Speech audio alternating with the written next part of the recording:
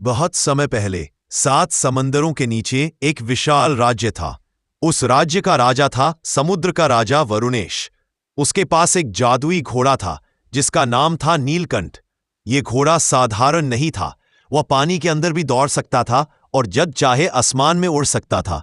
उसकी अयाल मोतियों जैसी चमकती थी और जब वह दौड़ता तो पानी में लहरें नाच उठती।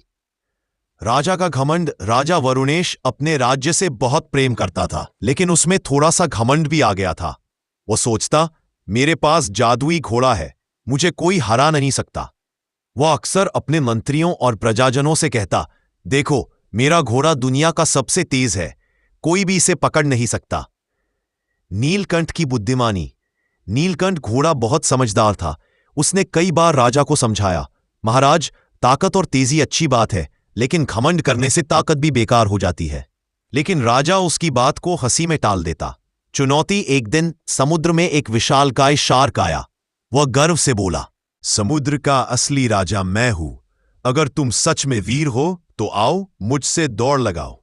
राजा ने तुरंत चुनौती स्वीकार कर ली। मेरे नीलकंठ को कोई नहीं हरा सकता। दौड़ की शुरुआत। दौड़ शुरू हुई। नीलकंठ बिजली की तरह दौड़ा और आगे निकल गया। लेकिन बीच रास्ते में राजा ने शार्क को चिढ़ाने के लिए रुक रुक कर दिखावा किया, देखो मैं कितना ताकतवर हूं। इतने में शार्क ने शॉर्टकट लिया और आगे निकल गया। राजा घबरा गया।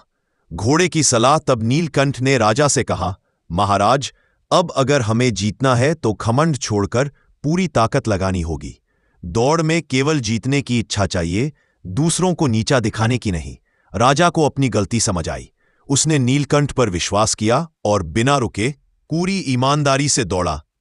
जीत और सीख। अंत में नीलकंठ ने शार्क को पीछे छोड़ दिया और राजा जीत गया।